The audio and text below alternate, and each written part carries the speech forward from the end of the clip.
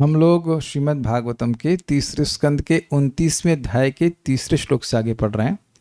प्रथम और दूसरे अध्याय श्लोक में माता देवहूति ने पूछा कि आपने सांख्य के बारे में बताया, आपने अष्टांग योग के बारे में बताया और सांख्य से इतना अच्छा बताया कि महतत्व का स्वरूप समझ में आ रहा है, महत्व आदि का, प्रकृति का, पुरुष का समझ में आ गया। लेकिन इनका जो मूल है, जो सबको समझने का प्रयोजन है, वो है भक्ति योग। तो उसको विस्तार से बताइए। भक्तियों को पहले भी बता चुके हैं, लेकिन उसको उसके प्रकारों को विस्तार से बताइए। बनी भक्तियों के कितने प्रकार हैं? जैसे बैगन कितने प्रकार का आता है वेदवादी? अब देखिए, ये तो भागवत से नहीं पूछ रहा हूं, 2, 3 की 2, 3 प्रकार का तो हम जानते हैं। एक ग्रीन, एक ब्रिंजल कलर का और एक वाइट भी आता है। तो प्रकार से मतलब है कि भेद। तो भक्तियों के प्रकार को बताइए, याद रखिएगा। अब ये प्रश्न किया, ये मूल प्रश्न है, इसका यहाँ पर इस अध्याय में उत्तर होगा। और भी प्रश्न कर रही हैं, वो प्रश्न को याद कर लेने से श्लोक अध्याय से संबंध बनता है। तो यहाँ पर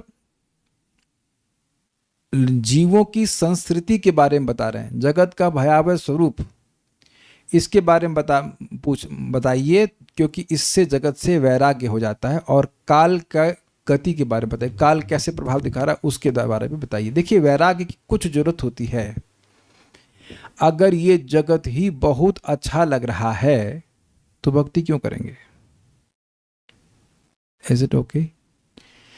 तो जगत का दोष कुछ तो समझ में आना चाहिए।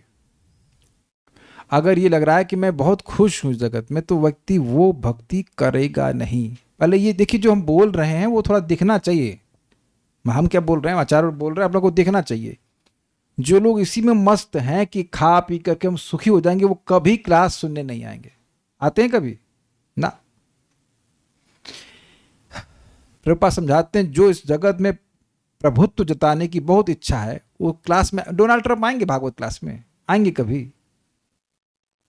अब आ सकते हैं, इस जन्म में तो नहीं आने वाले, मर जाएंगे। हम निंदा नहीं कर रहे हैं, लेकिन दिस हाउ दे आर। कोई आप उनको पैसे देंगे तो आप ला नहीं सकते, पैसे वाले तो पहले से ही है, तो बचा क्या उसके पास? तो अब जो लोग इस जगत में बहुत प्रभुत्व जताने के चक्कर में हैं, वो नहीं आ सकते, तो उनको भक्ति में कोई रुचि नहीं होगी।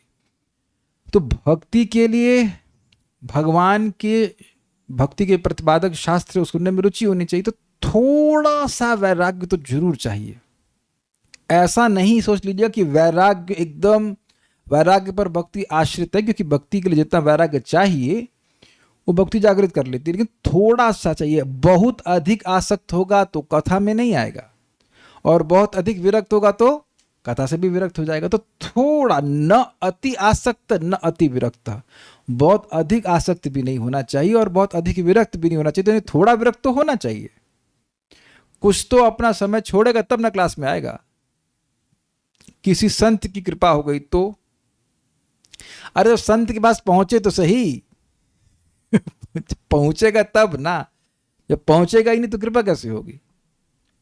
ये बात है। संत की कृपा किस तरह से, अब हम बहुत व्याख्या डिफरेंट नहीं जाएंगे, ये सब हम लोग भक्ति समय में पढ़ चुके हैं इस बात को। तो थोड़ा तो वैराग्य हो। वो सब जब समझेगा जगत में भाई दुख है और सब चीज़ें हैं, तो थोड़ा सा वैराग्य होता है व्यक्ति को। तो अब उसी बारे में पूछ रहे हैं कि आप जीवों की संस्कृति के बारे में बताइए। मेरे पीछे बोलिए। विरागो ये न पुरुषो भगवन् सर्वतो भवे, विरागो येन पुरुषो भगवन् सर्वतो भवे, आचक्ष्व जीवलोकस्य विविधा मम संस्कृतिः, आचक्ष्व जीवलोकस्य विविधा मम संस्कृतिः। विरागो येन पुरुषो भगवन् सर्वतो भवे, विरागो येन पुरुषो भगवन् सर्वतो भवे, आचक्ष्व जीवलोकस्य विविधा मम संस्कृतिः, आचक्ष्व जीवलोकस्य विविधा मम संस्कृतिः। विरागो येन पुरुषो भगवन् सर्वतो भवे, विरागो येन पुरुषो भगवन् सर्वतो भवे, आचक्ष्व जीवलोकस्य विविधा मम संस्कृतिः, आचक्ष्व जीवलोकस्य विविधा मम संस्कृतिः।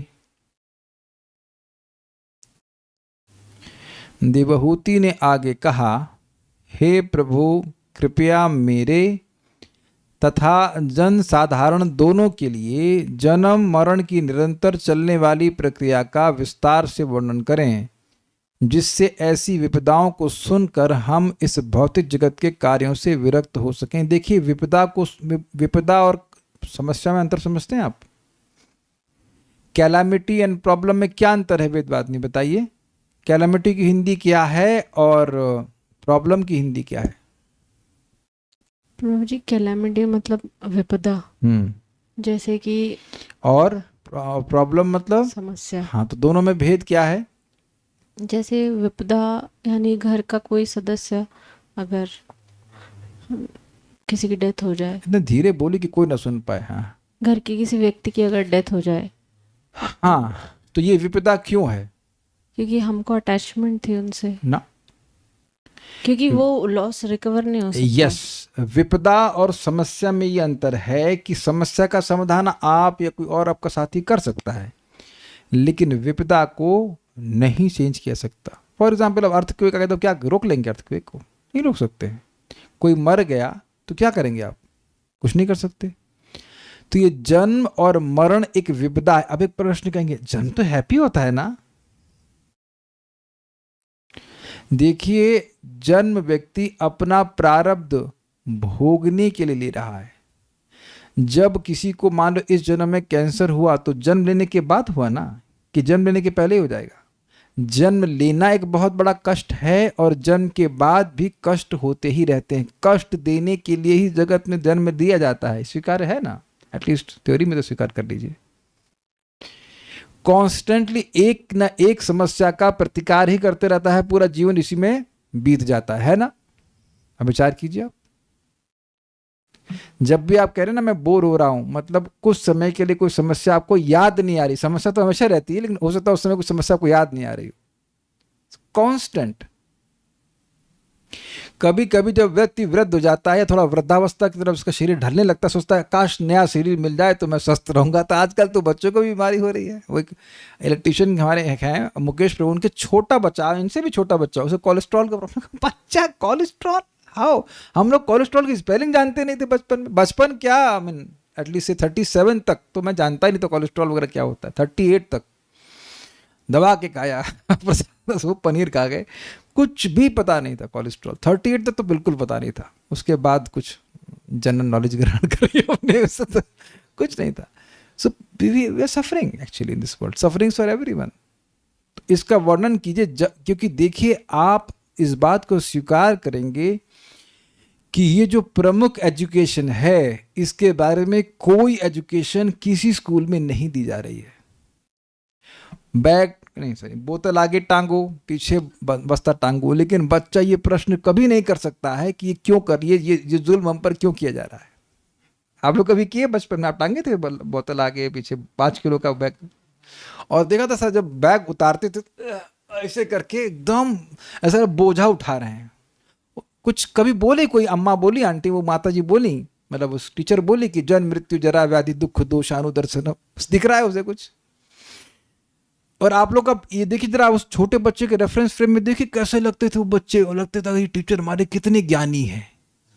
गलत तो नहीं बोल रहे हैं ना, छोटे बच्चे के रूप में आप देखो, लेकिन 2 कौड़ी का ज्ञान नहीं था उनके पास। अब आज पीछे मुड़कर देखते हैं तो सारे टीचर क्या है, वो अटीचर हैं, कुछ ज्ञान नहीं दे सकते वो। इसीलिए प्रभुपाद स्लॉटर हाउस कहते थे ये सब एजुकेशन सिस्टम को। भगवान, हे प्रभु, ये ना पुरुषः सर्वतः विराग भवेत्, जिससे व्यक्ति को पूर्णतः वैराग्य हो जाता है। भाई, पूर्णता का मतलब क्या है? किसी वस्तु में, किसी स्थान में कोई आसक्ति। जैसे भगवान गीता में बोलते हैं, आ ब्रह्म भुवना लोका पुनरावर्तिनो अर्जुना, तुम ब्रह्मलोक भी चले जाओ, वहां भी बार बार जन्म और मृत्यु का चक्र लगा हुआ है। ये सब सुनने की क्या जरूरत है भाई? बहुत से भारतीयों को अभी भी एक मतलब कह सकते हैं क्या, एक इल्यूजन है कि अमेरिका स्वर्ग है, अमेरिका जाके बहुत सुखी हो जाएंगे। एक दिन कौतूहलवश मैं स्विट्जरलैंड का वीडियो देखने लगा। मतलब देखने में कैसा लगता है और बड़ा सुंदर लगता है, लेकिन उसी वीडियो में 2 बुड्ढे दिख गए। देखो, यहाँ भी वृद्धावस्था कष्ट, एकदम मतलब एकदम बुढ़े।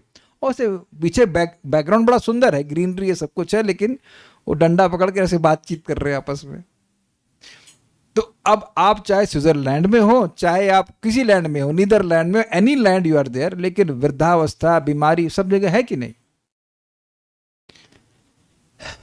ये बात देखने वाली है। ये बात माया छुपा के रखती है, इसीलिए इसको दुख आलय कहते हैं। क्यों कहते हैं दुख आलय? क्योंकि दुख जो है वो लय छुपा हुआ है। सब देख रहे हैं कि लोग मर रहे हैं, खुद भी बीमारी से परेशान हैं, लेकिन फिर भी इतना बुरा नहीं है, ओके, रहा जा सकता है यहाँ पर, है ना, एडजस्ट होकर के रह सकता।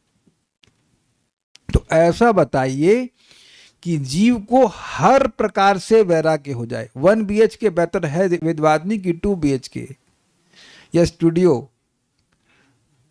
हमें ये तो कई सालों के बाद मालूम चला। ब्रह्मचारी आश्रम में तो कोई पूछ लेता कि 1 BHK का फुल फॉर्म क्या है, हमको नहीं समझ में आता था। आज भी मैं बड़ा प्रोसेस करके समझता था। 1 बेडरूम, हॉल एंड किचन, ऐसे करके कुछ था।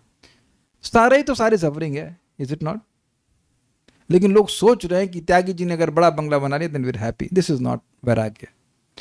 पॉइंट क्या है कि इस जगत का स्वरूप समझने से व्यक्ति इस जगत से विरक्त हो जाता है, ऐसा वर्णन कीजिए। तो जिससे पुरुष यानी व्यक्ति को, पुरुष का मतलब जीवात्मा को, व्यक्ति को पूर्णतः वैराग हो जाता है। लोक से सभी लोगों के जीव अर्थात प्राणियों की विविधा संस्कृति, अनेक प्रकार की जन्म मरणादि गतियों को भी मुझे आचक्ष अर्थात बताएं। बड़ी सुंदर बात है।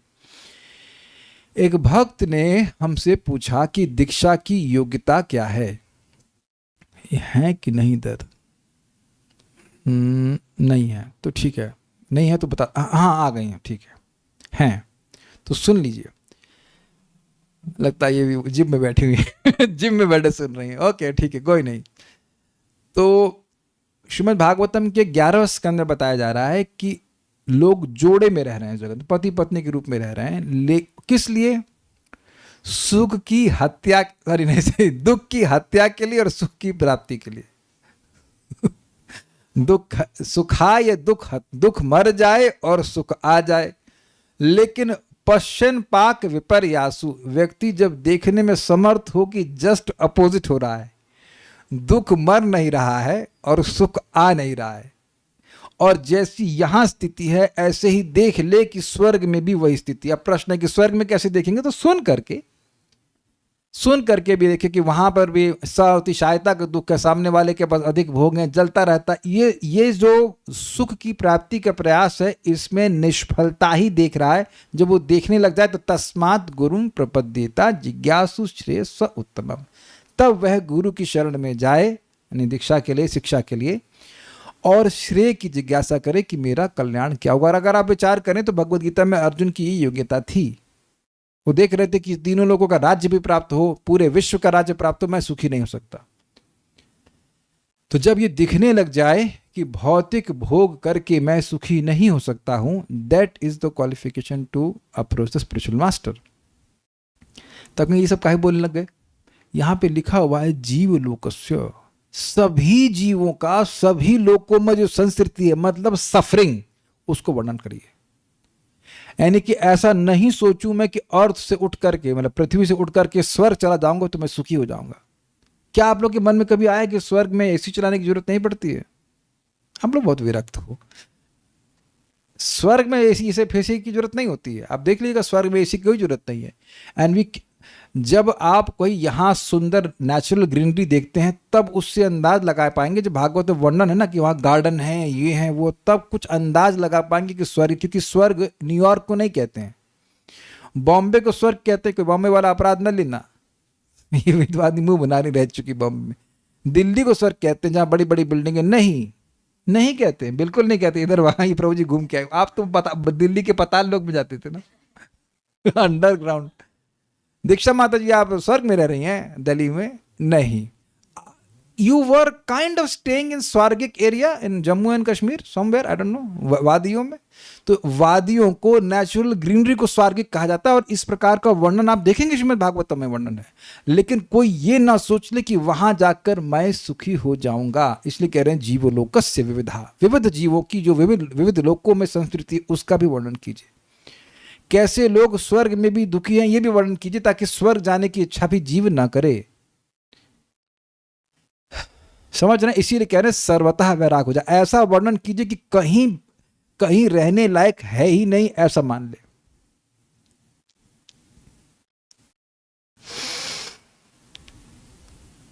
ये ना पुरुषः विराग, जिससे जीव का वैराग हो जाए, हे भगवान, सर्वतो भवित, हर प्रकार से हर जगह से वैराग हो जाए।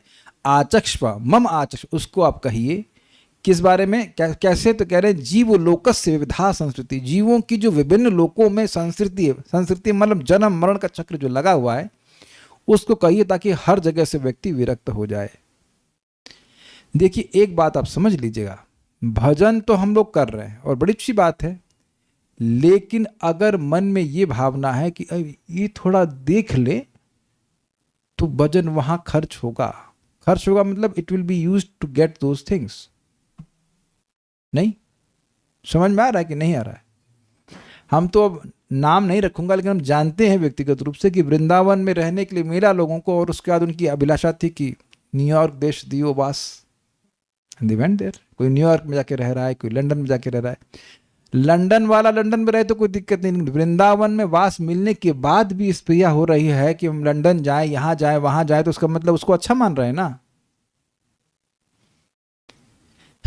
ऐसा तो है नहीं कि अरे भारत में ही रह लेते, चलो तुमको लग रहा है कि वृंदावन में नौकरी नहीं मिल रही है, जो कुछ भी है, मान लीजिए अगर ऐसा कहा जाए तो। वैसे रोटी तो फ्री मिल रही है, लेकिन ये उपादेय बुद्धि है ना लंदन के प्रति या और किसी स्थान के प्रति, प्रीचिंग के लिए तो गए नहीं है। इस मतलब मीटिंग में जूम पे कोई व्यक्ति अगर मान लीजिए अभी अमेरिका में बैठा होगा, आप बता नहीं सकते कि अमेरिका में बैठा है। सारे घर एक जैसे होते हैं, सारी रोडें एक जैसी होती हैं, लेकिन इल्यूजन है मन में कि व्यक्ति वहां जाके सुखी हो जाएगा। तो ये बहुत इंपॉर्टेंट है कि इस प्रसंग को सुन करके व्यक्ति समझेगा कि भाई हम कहीं चले जाएं, किसी लोक में चले जाएं, विल नॉट बी हैप्पी। सारार्थ दर्शनी, भक्ति में प्रवेश के निमित्त, प्रवेश के लिए कुछ वैराग्य की अपेक्षा रहती है, इसलिए जिज्ञासा कर रहे हैं इस श्लोक के द्वारा। पिछले श्लोक में पूछा भक्ति योग के प्रकार बताइए, क्योंकि भक्ति योग में प्रवेश करने के लिए कुछ वैराग्य की जरूरत होती, तो उस वैराग्य के लिए जिस उपदेश की जरूरत है उसको वो रिक्वेस्ट कर रहे हैं कि वैसा उपदेश आप दीजिए। संस्कृति मतलब जीव लोक की उस विविध संसार गति मुझे बताइए, मतलब विभिन्न ग्रहों में जाकर क्या स्थिति होती है, या जो भी किस प्रकार से जन्म मृत्यु के चक्र में जीव फंसा हुआ है उसको बताइए। क्या वो बताएं? तो कह रहे ये ना, अर्थात जिस संसार वर्णन के द्वारा जीव सर्वतो भाव से संसार से विरक्त अर्थात आसक्ति शून्य हो सके। ठीक है, तात्पर्य। इस श्लोक में संस्कृति शब्द अत्यंत महत्वपूर्ण है। श्रेय स्थिति का अर्थ है भगवान की ओर अग्रसर होने का प्रशस्त मार्ग, और संस्कृति का अर्थ है जन्म मृत्यु के पथ पर संसार के गहनतम भाग की ओर निरंतर यात्रा। समझे? बहुत लंबे लाइन हुआ। स्थिति का मतलब होता है मार्ग, श्रेय का मतलब होता है कल्याण। तो श्रेय स्थिति हो गया वह मार्ग, वह साधन जिसके द्वारा जीव का कल्याण हो, जीव का कल्याण उसे आनंद प्राप्त हो। तो श्रेय स्थिति मतलब ऐसा साधन या ऐसा जीवन जिसको जीने से या जिन कार्यों को करने से व्यक्ति को कल्याण, आनंद की प्राप्ति हो, मंगल हो। और संस्कृति मतलब बार बार जन्म मृत्यु के चक्र में व्यक्ति आए। ज्यादा नहीं, इतना ही सोच लीजिए कि इस जीवन के संघर्ष को जो भी आपने अब तक किए हैं, अगर किसी ने कोई संघर्ष नहीं किया हो अब तक, तो प्लीज जरा हाथ खड़ा करे। कोई तो दिखाए भाई, कोई शहर में, बंगाल से लेकर दिल्ली तक और गुजरात से लेकर असम तक वैसा वाला भी है भाई। तो पूरा तो भारत कवर हो गया शायद। तो आप में ऐसा कोई नहीं कह सकता है कि संघर्ष ने, अरे कुछ नहीं तो नींद नहीं आती है डॉक्टर साहब। आजकल तो ये समस्या हो गई कि कलावती चंद्रिका देवीदासी माता जी को कोई संघर्ष नहीं होता। अच्छा अच्छा, हमें लगता है आपको क्लास समझने में संघर्ष हो रहा है, हम क्या पूछ रहे हैं, या तो आप ऐसे हाथ खड़ा कर दिए होंगे धरना देने के लिए। अच्छा, कितने लोग जो इस जीवन के संघर्ष को अनुभव किए हैं वो दोबारा जन्म लेना चाहेंगे उन संघर्षों को पुनः प्राप्त करने के लिए? कोई हाथ तो खड़ा करे भाई, सब ज्ञानी बन गए। और आप केवल इस जीवन को जान रहे हैं। तो आप समझ रहे यार, this is very good, some self realization कि भाई नहीं यार ये तो टू मच। वो फिर बोतल टांगो बैग, अभी बचपन की तुलना में मुझे कितना अधिक ज्ञान, और आप सब लोगों को है कि नहीं, और फिर सब साफ हो जाए, फिर ए क खा, दिस इज टू मच और नॉट। वेद बाद में वापस बी.कॉम मैथ्स फिजिक्स केमिस्ट्री, और वो बेसलेस ना, बेसलेस। कभी सोचा है जब अशोक का साम्राज्य था तब आप कहाँ थे और क्या कर रहे थे? तब भी कुछ कर रहे होंगे हम लोग, और अगर मनुष्य जीवन में होंगे तो आप समझ रहे हैं, आज से 3-4 हजार साल पहले और उससे पहले और उससे पहले। कई बार हम लोग अनादि अनादि बोलते हैं ना, तो उसको हल्के में ले लेते हैं। जरा खाली 5,000 साल के बारे में विचार कीजिए कि 5,000 साल में आपने और मैंने क्या क्या कर लिया, वही चीज again and again and again. अगर ये मान लें कि हम मनुष्य थे तो, और इस ज्ञान के संपर्क में भी नहीं आए हैं, बहुत बहुत बड़ी कृपा है, बहुत बड़ी कृपा है। जो भी आज इस क्लास को सुन रहे हैं, अगर उनको थोड़ा भी समझ में आएगा तो जब तक ये क्लास होती रहेगी आप सुनते जाएंगे प्रभुपाद जी के तात्पर्य को। इफ यू गेट, अगर थोड़ी सी, इंग्लिश कहते हैं इफ यू हैव इंकलिंग, मतलब थोड़ी सी भी कुछ बात चमकी है तो इट्स सो अमेजिंग कि हमने कितना समय खराब किया, और हर बार वही जन्म में फिर वही संघर्ष, वही संघर्ष, वही संघर्ष, वही संघर्ष, कुछ रिजल्ट के बिना, फिर संघर्ष, संघर्ष का रिजल्ट क्या है, फिर संघर्ष। संसार के गहनतम भाग की ओर निरंतर यात्रा, मतलब अगर जो भजन नहीं कर रहे हैं, अब वो क्या जन्म लेंगे, कौन सी योनि को जाएंगे, इसका कुछ हिसाब किताब नहीं है, उनके पास नहीं। एटलीस्ट जिन लोगों को इस जगत, ईश्वर तथा उनके वास्तविक घनिष्ठ संबंध का ज्ञान नहीं है, वे सभ्यता की भौतिक प्रगति के नाम पर संसार के अंधकारमय क्षेत्र की ओर बढ़ रहे हैं। संसार के अंधकारमय क्षेत्र में प्रविष्ट होने का अर्थ है मनुष्य योनि के अतिरिक्त अन्य योनियों में प्रवेश करना। समझ रहे हैं बात? मान लीजिए कोई बहुत बड़ा स्काई स्क्रैपर बना रहा है, बहुत बड़ी बिल्डिंग बना रहा है, लेकिन कृष्ण का नाम एक बार भी नहीं बोला, भगवान का प्रसाद एक बार भी नहीं खाया, भगवान की कोई सेवा नहीं करी, तो क्या वो ऊंचा स्काई स्क्रैपर बनाकर वहीं से कूद जाएगा, स्वर्ग पहुंच जाएगा कि हम यहां से छलांग मारेंगे स्वर्ग पहुंच जाएंगे? This is not there. कुछ ये बहुत मजेदार परम पूज्य सच्चिदानंद महाराज एक वीडियो बनाए। वो स्थान पर गए जहां पर नेपोलियन बोनापार्ट ने युद्ध किया था किसी और देश की सेना से, और उनको हरा दिया था। हराने के बाद उसने एक स्तंभ बनाया और उसमें वहां पर एन, मतलब उकेरवा दिया, क्या बोले, एनग्रेव करा दिया, क्या कहते हैं उसको हिंदी में, इंग्रेव को हिंदी में क्या कहते हैं, उकरवाना ही कहते हैं ना, उकेरना, उकेरवा दिया, ये दिखाने के लिए नेपोलियन भाई साहब यहाँ जीते थे। तो महाराज विनोद में कहे कि हमारे यहाँ पर एक, मतलब महाराज के जो आश्रम है, जो भी व्यवस्था होगी, तो वहाँ तालाब में एक बत्तख का नाम नेपोलियन है।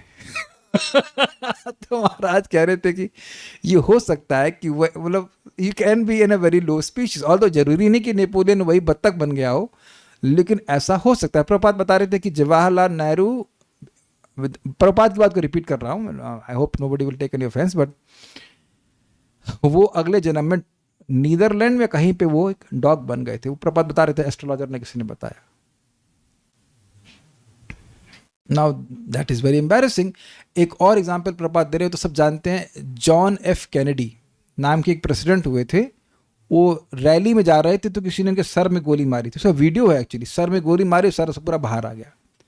तो प्रभुपाद बोल रहे थे, from top of the world, president of America, बहुत बड़ी बात है भाई, from top of the world to out of the world. तो जो भजन नहीं कर रहा है, अब उसका क्या गति होगी? अनिष्टमिष्ट मिश्रम चा त्रिविधा कर्मणा फलम, है ना। अनिष्ट यानी कि पशु योनि, इष्ट मतलब स्वर्ग योनि, और मिश्रित मतलब इंसान की योनि। इस प्रकार के 3 प्रकार के फल मिल सकते हैं व्यक्ति को, कर्म के अनुसार अलग अलग प्रकार के कर्म करता है। तो आप देखेंगे, ये देखने का सामर्थ्य होना चाहिए इंडिविजुअली।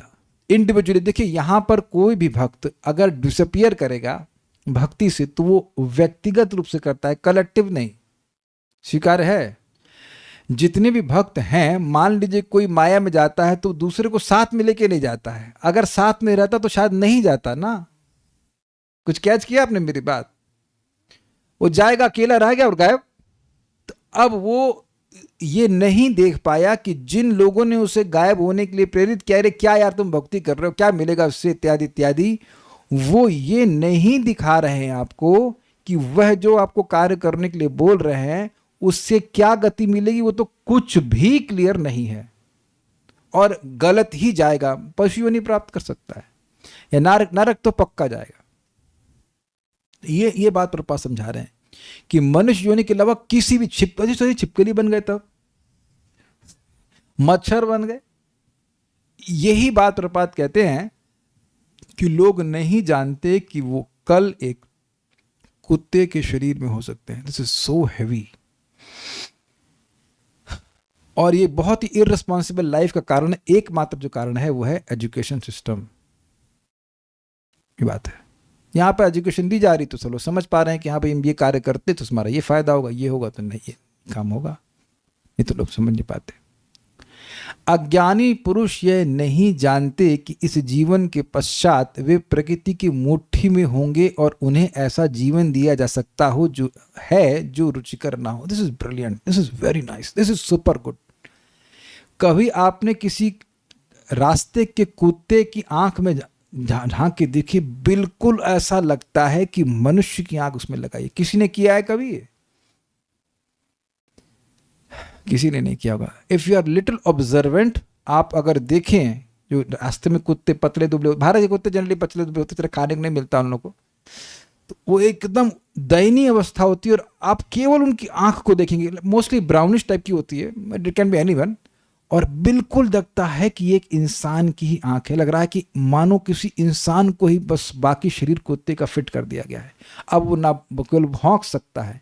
ये कह रहे हैं प्रकृति की मुट्ठी में होंगे। इस समय हम प्रयास करें तो प्रकृति के चंगुल से मुक्त हो सकते हैं और बहुत आसानी से। This is actually very easy. जैसे ही आप श्री कृष्ण की सेवा करते हैं, प्रकृति के चंगुल से मुक्त हैं, कर्म बंधन से मुक्त हैं, वेरी सिंपल।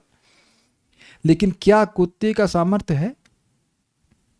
जो आज जीव कह रहा है कि मेरे पास, बहुत ध्यान सुनिएगा जो मैं कहने वाला हूं, आज मनुष्य शरीर में जीव कह रहा है कि मेरे पास टाइम नहीं है। अब जब पशु शरीर में होगा तो टाइम होने के बाद भी वो कुछ नहीं कर पाएगा। विचार कर लीजिए, कितना भी हो जाए, मैं क्या कुत्तों को क्लास दे सकता हूं? मैं सुबह सुबह अपना राइट साइड में मेरे दरवाजा खोलता हूं, सिर्फ ना कुछ तौलिया लेने के लिए, कुछ भी लेने के लिए, तो बाहर से कुत्ता हल्ला करते हैं। तुम कह रहे भाई शांत रहो, हरि नाम करो, मैं जब करने वाला हूं, ऐसा कुछ you can't explain to them. बहुत होगा तो प्रसाद मिल सकता है, तो आगे जाके उद्धार हो जाएगा उनका। लेकिन ये समझने का प्रयास कीजिए कि मनुष्य जीवन बनाकर भगवान खुश हो गए थे, मनुष्य देह बना करके, कि इसके द्वारा ब्रह्म की प्राप्ति हो सकती है। तो जो हमारी स्पीड है उसको यूज करना चाहिए। ये बात यहाँ पे समझनी चाहिए। वैसे तो देखिए, जो भगवान की भक्ति कर रहे हैं पशु योनि में नहीं जाएंगे, लेकिन अब अच्छा, we should pass with flying colours. समझ रहे, फेल नहीं हुए, यही कोई बहुत बड़ी बात नहीं है। जब मनुष्य जीवन मिला है तो भक्ति करनी चाहिए। जीव को किस तरह विभिन्न प्रकार के शरीर प्राप्त होते हैं, इसका वर्णन अगले अध्याय में किया जाएगा। जन्म तथा मृत्यु में शरीरों का निरंतर परिवर्तन संसार कहलाता है। ये समझे बात, हमारा शरीर निरंतर परिवर्तित हो रहा है। ऐसा नहीं कि आप इस क्लास को सुनने के लिए जिस शरीर में आए थे उसी शरीर में है, ऐसा लगता है, लेकिन शरीर निरंतर परिवर्तित हो रहा है। जन्म और मृत्यु के बीच में वेदवादिनी अपना फोटो दिखा रही थी, उस समय मोटी थी। तुमने कहा, एक आप कभी किसी व्यक्ति को देखिए जो मोटा हो और 10-20 किलो कम हो जाए तो एक बार में पहचान में नहीं आएगा वो, है ना। ये तो अभी इतने पतले नहीं हुए, लेकिन आपको विश्वास नहीं होगा ना, आप करके देख लेना। या किसी व्यक्ति को आप लेट से कि 20 साल में देखिए और फिर आप 40 साल में देखिए, आप नहीं पहचान पाएंगे। ये और पीछे चले जाइए, 10 साल में देखिए, फिर 30 साल में देखिए, आप पहचान ही नहीं सकते। मैं ऐसा अनुभव है इसलिए बोल रहा हूं। ये दिख रहा है कि देह पूरी तरह से चेंज हो रहा है। That's the point being mentioned here. Devahuti अपने यशस्वी पुत्र कपिल मुनि से प्रार्थना करती है कि वे इस निरंतर यात्रा की व्याख्या करें, जिससे बद्धजीवों को पता चले कि वे भक्ति योग के मार्ग को ना समझने के कारण पतन के मार्ग की ओर अग्रसर हो रहे। मतलब भक्ति नहीं कर रहे हैं तो भी चल जाएगा, ऐसा नहीं है। भक्ति नहीं कर रहे हैं तो उसका दंड भी मिलता है, व्यक्ति निम्न योनि में जाएगा। जैसे कोई टीचर है या कोई इंजीनियर है, उसको सैलरी मिल रही है, उसको सुविधा प्रदान हो की जा रही है, तो अब इसलिए ना कि वो कुछ कार्य करे, अगर वो कार्य नहीं करेगा तो क्या उसको दंड नहीं मिलेगा? समझ रहे ना? अगर सरकार अच्छी है तो it is expected to behave, if you get a facility you should follow the rule. आप जरा सिंपल बात पे विचार कीजिए, हमारे दो हाथ होने से क्या फायदा है? कोई कैच कर सकता है मैं क्या सोच रहा हूं? निशा माता जी, may be you can answer, give the mike to her. नहीं पता, माइक तो पकड़ सकती हैं ये हाथ का फायदा है। ओके, आप बताइए राधा रमन प्रभु, क्वेश्चन क्या था? वह आप हैं क्लास में, यहाँ पर घर पे सुन लिया करो आप। क्वेश्चन क्या था? मैंने ये पूछा कि हाथ भगवान ने दी, उसे क्या फायदा हुआ? ये मत कहना जब कर ले तो, जब तो चलो अच्छी बात है, लेकिन मैं भक्त होने की बात नहीं कर रहा हूँ। इंसान को हाथ दिए तो फायदा क्या है? Let's you can answer this. जो ज्ञान होगा उस हिसाब से करेगा उसका ज्ञान, मतलब कोई किसी को कुछ क्लिक कर रहा है, सेवा। हम आपको बहुत सिंपल बात बताएंगे, खाना आप पका सकते हो, इज इट नॉट अमेजिंग? प्रसाद पा सकते हैं? नहीं। देखिए, खाना तो गाय भी खा लेती है, लेकिन अपने घास को उगा सकती है। जरा विचार कीजिए, है ना कितना अमेजिंग बात? चींटी अपना खाना वो खा सकती है, खाना बना सकती है, दे कैन डू। मधुमक्खी कुछ हद तक कर सकती है अपना, लेकिन सारे प्राणी नहीं बना पाते हैं। आप अगर पशुओं की बात करें, देखिए कितने लाचार हैं। बंदर के पास कुछ चांस है कि फ्रूटी छीन ले, लेकिन वो छीन सकता है, बना फिर भी नहीं सकता है। तो ये जो हाथ हम लोग को दी गई, कितना पावरफुल है ना ये, और एक बेसिक चीज़ है, लेकिन आप उसको नेगलेक्ट कर दे रहे हैं। लेकिन आप देखिए, विचार कीजिए, ये ना होते, अब सोचिए, ऐसे पीछे बांध लीजिए हाथ को, अब सोचिए, हो गए ना पशु की तरह, जो दिया जाएगा वो मुंह से खाना पड़ेगा आगे रख करके। अब देखो आप कितना, इसीलिए क्लास में आना होता है कि कितनी स्ट्राइकिंग सुविधा दे रखी है। अगर हाथ पीछे हो या हाथ ना हो, अब इसके आगे लगा दीजिए पाँव, अब खाइए, अब खाना। देख रहे हैं भगवान ने कितनी बड़ी सुविधा दी है। अब उस हाथ से भगवान का नाम जप करे, फिर तो वो कहना ही क्या। लेकिन केवल इतनी बात देख लीजिए कि कितनी विशेषता है। हम देवताओं को नहीं जोड़ रहे हैं, हम इंसान और पशुओं की तुलना कर रहे हैं। देवताओं के पास भी हाथ होता है, जस्ट थिंक। तो मैं खाली ये कहना चाहता हूं कि इंसानों को सुविधा दी गई है ना, ताकि आप आराम से खा सको।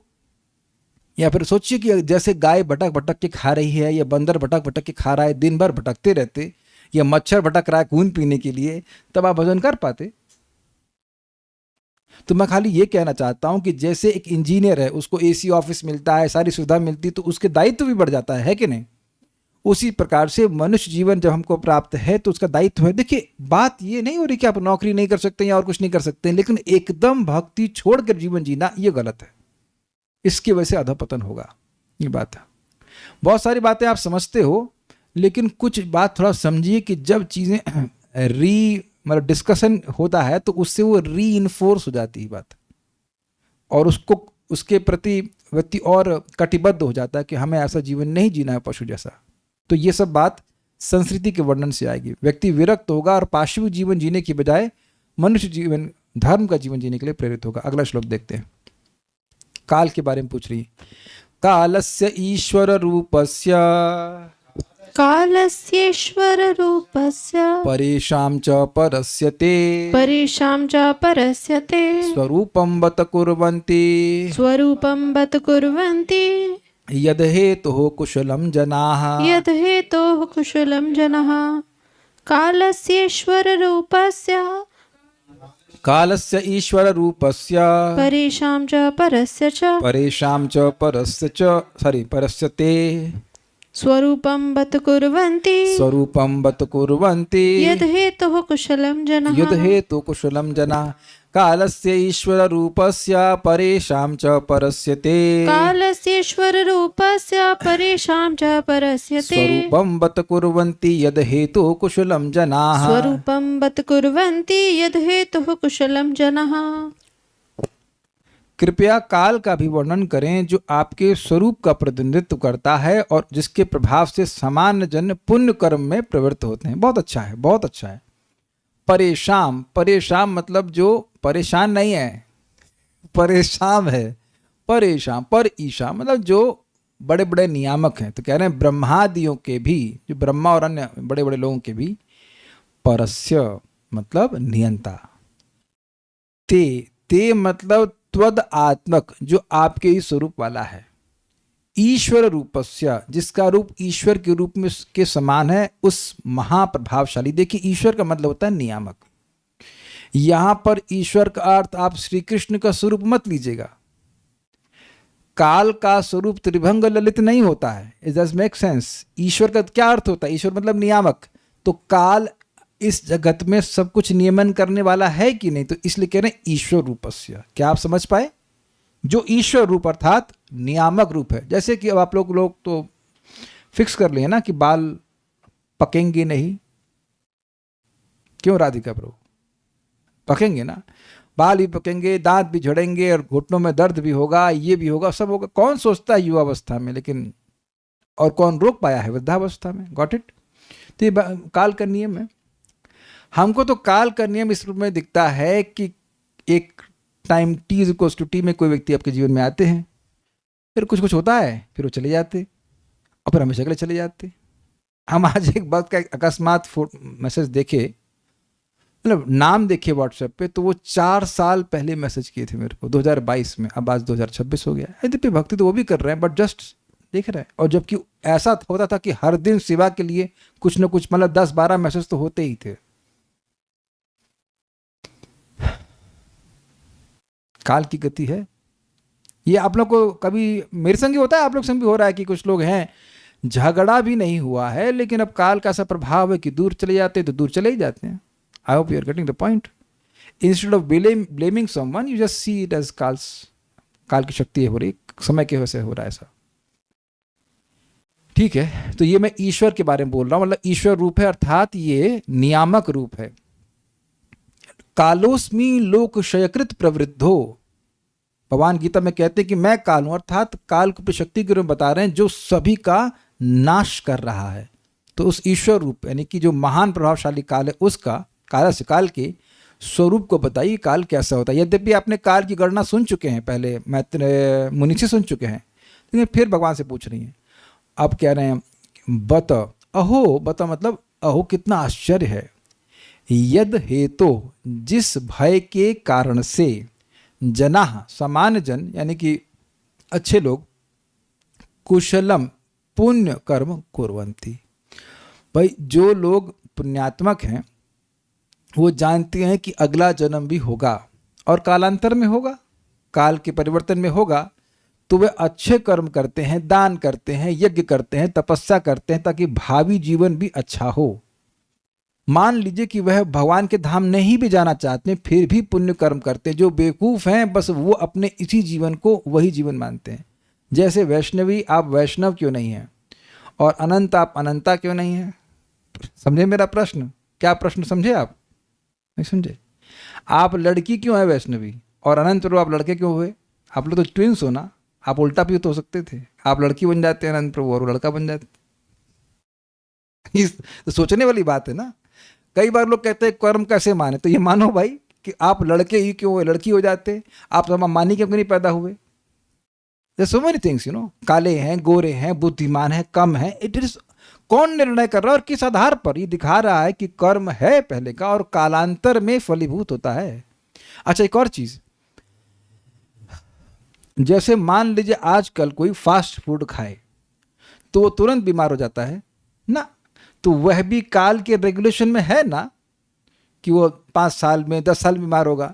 अब वो दवा खाने शुरू कर दे, अरे यार ठीक करो तुरंत, तो वह भी तो काल के नियमन में है ना भाई। स्वीकार है ना? Everything is dependent, controlled by काल। ऐसा नहीं कह सकते तुरंत सब कुछ हो जाएगा। तो उम्मीद है कि बात समझ में आ रही होगी। कालस्य ईश्वर रूपस्य, काल का जो ईश्वर का रूप है, ये ईश्वर रूप है, महान प्रभावशाली है। परेशान च परस्ते, और जो ब्रह्मादि का भी नियामक है और आपका स्वरूपात्मक है, उसके स्वरूप को बताइए। यद हेतु कुशलः जनः कुर्वन्ति, सॉरी, यद हेतु जनः कुशलम कुर्वन्ति, जिसके भय के कारण से, काल के भय से जो अच्छे लोग हैं वह पुण्य कर्म करते हैं। जैसे देखिए इस भक्तों का समाज है यहाँ पर, और आप जानते हैं कुछ गलती होती तुरंत मन में डर आता है आगे इसका क्या प्रभाव होगा, है ना। कोई अपराध हो गया, कुछ गलती हो गई तो तुरंत व्यक्ति सोचता है कि अरे इसका मैं प्रतिकार कैसे करूं, इतनी गलती हो गई, अरे क्या होगा। जैसे वो एकादशी कभी कभी किसी भक्त की भंग हो जाती, तुरंत डर जाते हैं प्रभु जी क्या करना चाहिए, एकादशी में हमने समोसे खा लिया, व्हाटएवर कुछ भी खा लिया। तो हमने कहा हमसे पूछ के तो खाए नहीं, अब खाने के बाद हमसे पूछ रहे हो मैं क्या ईश्वर हूं, अब जो होगा भगवान से आप माफी मांगी। तो लाइक दैट, तो समझ रहे हैं काल का भय होता है व्यक्ति को। भावार्थ दीपिका, जो काल ईश्वर रूपस्य अर्थात महाप्रभाव संपन्न है, ईश्वर मतलब नियामक है, सभी का नियामक है, ते अर्थात भगवतात्मक है, भगवान की शक्ति से युक्त है, जिसके भय से भयभीत होकर लोग पुण्य कर्म को क्या करते हैं, उस काल का भी आप वर्णन करें। थोड़ा सा फॉर्मेटिंग में गलती हो गई, काल के प्रभाव ऐसा हुआ जल्दीबाजी में, सारार्थ दर्शनी। काल का स्वरूप भी मुझे बताइए। ते, आप काल स्वरूप हैं, काल आपकी शक्ति है। यद हेतु, जिस काल स्वरूप अर्थात जिस काल स्वरूप आपके भय से, उसके कारण से लोक समूह पुण्य का अनुष्ठान करता है, उसको बताइए। तो प्रश्न समझ में आ रहा है। पहला वाला प्रश्न था लोगों की संस्कृति के बारे में बताइए, जन्म मृत्यु का चक्र कैसे लगा है, दुख कैसे मिल रहा है वो बताइए, और यहाँ पूछ रहे काल के स्वरूप को बताइए जिसके द्वारा लोग पुण्य कर्म करते हैं। तात्पर्य, सौभाग्य के पथ तथा अज्ञान के गहन क्षेत्र के मार्ग के विषय में कोई कितना ही अज्ञानी क्यों न रहे, किंतु प्रत्येक व्यक्ति शाश्वत काल के प्रभाव से परिचित है, जो हमारे समस्त कर्मों के फल को निगल जाने वाला है। ये समझ गए। कोई ना जानता हो कि भक्ति करके मोक्ष मिलता है, कोई ना जानता हो कि भाई ये मैं भोगों में पड़ा हुआ हूँ, is not, is absolutely materially absorbed, ये बोल रहे हैं। ये ना समझ पाए कि श्रेय का मार्ग क्या है और मैं कैसे पशु शरीर में जा सकता हूँ, ये सब ना जाने, लेकिन ये तो जान रहा है ना कि जो भी हमारे कर्मों के फल हैं, धन हो, शरीर हो, हमारा संपत्ति हो, वो सब काल छीन लेगा। ये तो आप भक्ति में आने से पहले भी जानते थे, देखे नहीं थे कि बाबा जी की मृत्यु हो गई, दादी की मृत्यु हो गई, सब काल के द्वारा छीन लिया जाएगा, ये तो दिखता ही है। ये बात प्रपात कह रहे हैं, तो मुश्किल नहीं है। और विचार नहीं करते हैं एक अलग बात है, लेकिन लोग विचार ही करते हैं अब मरना तो सबको ही है, सोल्यूशन तो है नहीं, क्या कर सकते हैं। लेकिन ये तो सब जानते हैं कि शरीर छोड़ा जाएगा। हमारे मामा जी बता रहे थे, उनकी बच्चियां बहुत छोटी थी, I was studying at that time, में भी लाइक से 2005-06 की बात होगी। तो पापा से पूछी कि पापा आप भी मरेंगे कि हाँ। मम्मी भी मरेंगे, हाँ। हमको भी मरना पड़ेगा, हाँ। Then what is the further answer? मृत्यु नहीं आए, मृत्यु का लंघन कोई कर सकता है, इसके बारे में नहीं जानते हैं, लेकिन ये सब जानते हैं कि मृत्यु सब छीन के लेके जाती है। ये बात प्रपात कर रहे हैं, कुछ समझे बात? मृत्यु का कोई अतिक्रमण कर सकता है या मृत्यु के बाद क्या जन्म प्राप्त होगा, ये नहीं जानते हैं लोग, लेकिन ये जानते हैं कि मृत्यु सब कुछ छीन लेती है और ये काल के प्रभाव को दिखाता है। Is it okay? जो ही शरीर जन्म लेता है उस पर काल का प्रभाव चालू हो जाता है in the form of count down timer, not a stop watch. You are not a stop watch. हमारा जीवन फिक्स्ड है, इतनी सांसें लोगे, इसीलिए कल से ही अनुलोम विलोम करना शुरू कर दीजिए। गहरी सांस लेंगे तो लंबी उम्र हो जाएगी। It's a fact actually. क्या करेंगे जी करके? भक्त लोग लंबा जीना चाहते हैं ताकि भक्ति में सिद्ध हो जाए, नहीं तो फिर दोबारा जन्म लेना पड़ेगा, फिर बोतल टांगो, फिर बैग टांगो। इतना ये मत सोचिए कि इतना आसान है भगवान के पास जाना। We have lot of things to do.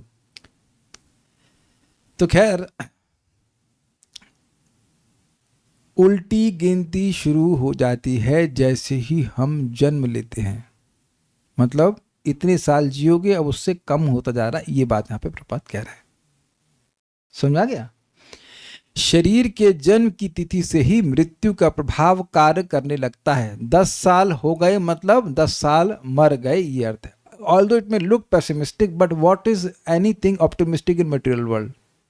अगर इस प्रकार का पेसिमिस्टिक, निराशावादी दृष्टिकोण नहीं रहेगा जगत के प्रति, तो व्यक्ति जगत में ही रहना चाहेगा। सिंपल सी बात है। आयु, अच्छा इसका प्रमाण भी है। प्रमाण आप लोग बर्थडे में देखें कि नहीं, 10 मोमबत्तियां बुझ गई, है ना, ऐसे करते थे ना। और 11वीं को नहीं बुझाते थे, वो अगली बार बुझाएंगे, ऐसे तो है ना। 11वां लग गया, ये तो सिस्टम था ना, कि कुछ हम गलत बोल रहे हैं। अब तो बहुत समय से नहीं, हमने यही सिस्टम रहता था। आपने कभी नहीं किया? ओ आप लोग अच्छे लोग। जितने साल बीत गए उतनी बत्तियां बुझा देते थे। तो यही तो प्रपात करे, कितनी बत्ती बुझ गई है। उसमें लोग खुश हो रहे, हमारी 10 बत्ती बुझ गई, हैप्पी बर्थडे। कहा है हैप्पी भाई? 100 में से 10 कम हो गया तो कम ही हो गया ना, बढ़ा तो नहीं ना कुछ। अगर 10 बढ़ रहा होता तो हैप्पी होते, 10 बढ़ तो रहा नहीं, कम ही हो रहा है। ऐसे चल रहा है। शरीर के जन्म की तिथि से ही मृत्यु का प्रभाव कार्य करने लगता है। आयु बढ़ने के साथ ही शरीर पर काल का प्रभाव बढ़ता जाता है। यदि मनुष्य 30 या 50 वर्ष का है तो काल उसकी जीवन अवधि का 30 या 50 वर्ष निगल चुका होता है। प्रत्येक व्यक्ति जीवन की उस अंतिम अवस्था से अवगत है जब उसे मृत्यु के क्रूर हाथों में जाना होगा, किंतु कुछ लोग अपनी आयु तथा परिस्थितियों पर विचार करके काल के प्रभाव से चिंतित होकर स्वयं को पुण्य कर्मों में प्रवृत्त करते हैं, जिससे भविष्य में उन्हें किसी निम्न परिवार या पशु योनि में न जाना पड़े। स्पष्ट है, समझ में आ रहा है? सामान्यतः लोग इंद्रिय सुख के प्रति आसक्त रहते हैं, अतः वे स्वर्ग लोग जाना चाहते हैं। अच्छा एक बात हम यहाँ पूछेंगे, भक्ति में आने के बाद तो सब आप लोग निष्काम हो गए, हम समझ रहे हैं, लेकिन भक्ति में आने से पहले कोई स्वर्ग जाना चाहता था तो हाथ खड़ा करे। ईमानदारी की बातों को डांटेंगे नहीं, ऐसा पूछ रहे हैं। श्री श्यामली माता जी जाना चाहती थी, ये सत्य प्रकाश प्रभु, 1-2 लोग। कुछ आइडिया था स्वर्ग का, या ऐसे सुन लिया स्वर्गवासी तो आप जाना चाहते थे? देखिए, जब आप सुनते थे कि हमारे अमुक पिता या मामा या चाचा स्वर्गवासी हो गए तो आप इसको दुख का संदेश मानते थे, है ना, कि मर गए। मरने वाले को स्वर्गवासी कहते हैं, यही सुनते थे ना। स्वर्ग के बारे में जानकर कितने लोग स्वर्ग जाना चाहते थे? तो आप देखेंगे कि इस समय समाज की ऐसी अवस्था हो गई है कि लोग स्वर्ग भी नहीं जाना चाहते हैं। आप देखिए कि भक्ति के में आने से पहले जनरली लोगों की कंसेप्ट ही खत्म हो गया कि हम ये पुण्य करेंगे तो स्वर्ग मिलेगा। गलत तो नहीं कह रहा हूं मैं, ऐसा नहीं कि एकदम नहीं है भारत में, लेकिन बहुत कम लोग हैं, बहुत कम लोग, एकदम कम हो, एकदम से कम होता जा रहा है। स्वर्ग भी नहीं जाना चाहते, वैकुंठ की तो बर्बाद छोड़ दी। इसीलिए सुनिए, सुनेंगे तब वैकुंठ जाने की इच्छा होगी, विश्वास होगा कि वैकुंठ है। खैर, तो प्रभुपाद बोल रहे हैं कि वह इंद्रिय तृप्ति के लिए जाना चाहते हैं, फलतः वे किसी परोपकार या अन्य पुण्य कार्य में लग जाते हैं। किंतु जैसा कि भगवद गीता में कहा गया है, जन्म तथा मृत्यु के चक्र से किसी को छुटकारा नहीं मिल पाता, भले ही कोई सर्वोच्च लोक ब्रह्मलोक क्यों ना चला जाए, क्योंकि काल का प्रभाव इस भौतिक जगत में सर्वत्र उपस्थित है। हाँ, आध्यात्मिक जगत में काल का कोई प्रभाव नहीं होता। आ ब्रह्मा भुवना लोका पुनरावर्तिनो अर्जुना माम उपेत्य है क्या? माम उपेत्य तो कौन थे? पुनर्जन्म न विद्यते, ऐसे कुछ है क्या? ऐसे कुछ है शायद। तो भगवद गीता सुनकर व्यक्ति समझ पाता है कि भगवान के धाम चला जाएगा तो उसे वापस वहां पे नहीं आना पड़ेगा। तो इस काल के प्रभाव के बारे में बता रही हैं। एक छोटी सी मैं बात बताऊंगा जो सुबह भी बता रहा था, फिर रिपीट करूंगा। हमारे कुछ रिश्तेदार हैं, उनसे बहुत अफेक्शन है हमारा, तो हमने बोला कि पुरुषोत्तम मास है, आपकी छुट्टी है, आप आइए। तो हम लोग बोल रहे थे भाई हम लोग घर थोड़ा छोटा सा ही है, मेरे रूम में मैं केवल मैं ही रह पाता हूँ, मस्त अवतार की तरह, और वेदवाद में फैली रहती है अपने रूम में, तो स्पेस नहीं बचता है। तो उन्होंने कहा आप लोग रूम थोड़ा छोटा रहेगा आप लोग के लिए, हम यहाँ पे व्यवस्था कर देंगे। तो एक रिश्तेदार बोले अरे 6-7 घंटे सोना ही तो है। सो पॉइंट यू गॉट, क्योंकि वो 1 दिन या 2 दिन के लिए आ जा रहे हैं, तो वो सोच रहे हैं, और बहुत अच्छी सोचा कि क्या अब अलग से रूम रहना, वहीं एडजस्ट करके रह लेंगे किसी तरह से। ये मैं नेगेटिव नहीं कह रहा, मैं पॉजिटिव कह रहा हूं। अब इसी को विस्तार कर दीजिए कि ये थोड़ा सा जीवन है, और लोमस ऋषि तो हम लोग हैं नहीं, थोड़ा सा जीवन है। लोमस ऋषि जानते हैं आप? लोमस ऋषि, अब पहले बाद में बताएंगे, पहले हम थोड़ा सा जीवन है 40-50 साल का, और अब जो 50-60 के हो गए उनका तो कितना बाकी है कौन जाने, मतलब लेट्स से मैक्सिमम 20 साल का। तो उसको 2 दिन is not much different from 20 years. 2 दिन 20 साल से कुछ ज्यादा अंतर नहीं है। कहीं ये सब क्या बकवास कर रहे हैं, ऐसा कैसे हो सकता है? जो इस समय जिस भी उम्र में हैं, जब आप 5-10 साल के थे तब लगता था ना कि 30 साल बहुत होता है। आपको लगता होगा ना कि 40 बहुत ज्यादा होते हैं? नहीं। Yes, that's naturally a small kid will think like this. लेकिन अभी जो 40 के हो गए हैं, जो 60 के हो गए, या 70-80 के हो गए हैं, उनसे पूछा जाए कि जीवन कहाँ निकल गया, तो आप कहेंगे अरे पता नहीं कहाँ निकल गया। परम पूज्य राधानाथ महाराज जी के पिताजी शायद 91 के रहे होंगे जब शरीर छोड़े, तो अपने बेटे मतलब महाराज जी को बोल रहे थे, ऐसा लगता है कि बस कल ही तो वो दिन था।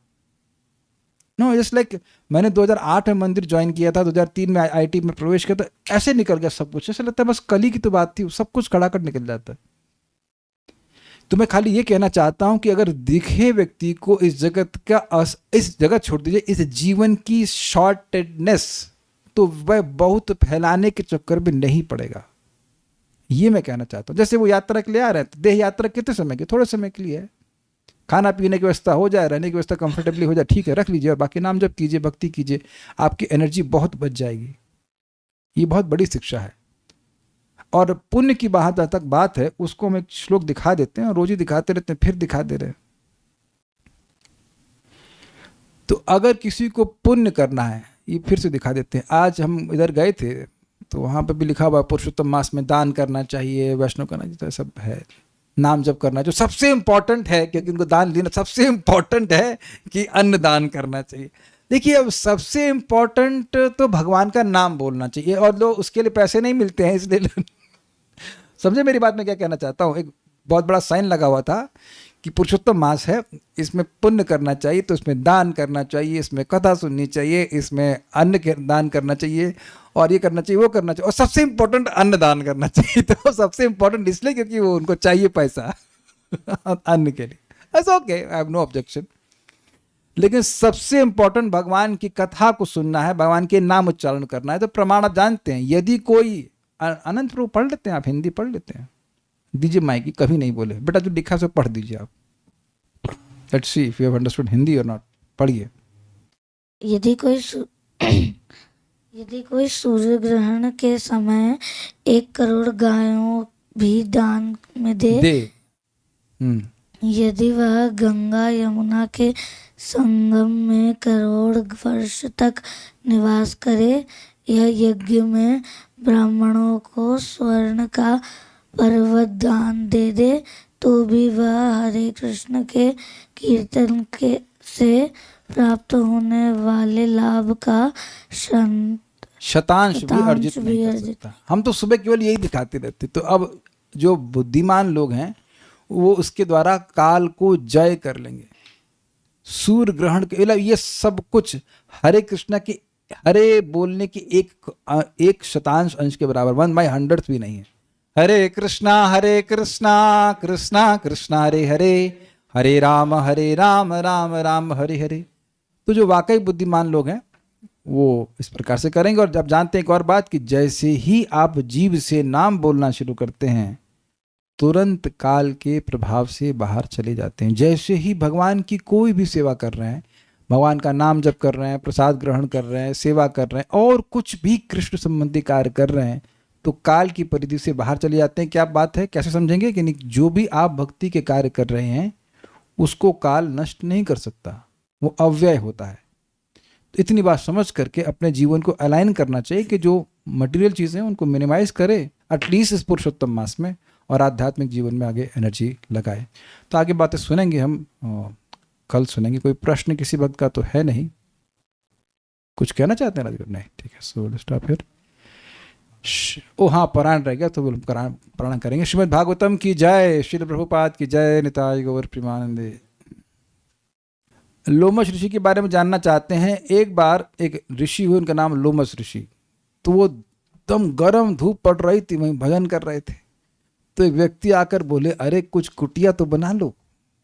तो लोमश ऋषि कहे, अरे मेरी उम्र ही कितनी है जो मैं कुटिया बनाऊं, टाइम ही कहाँ है।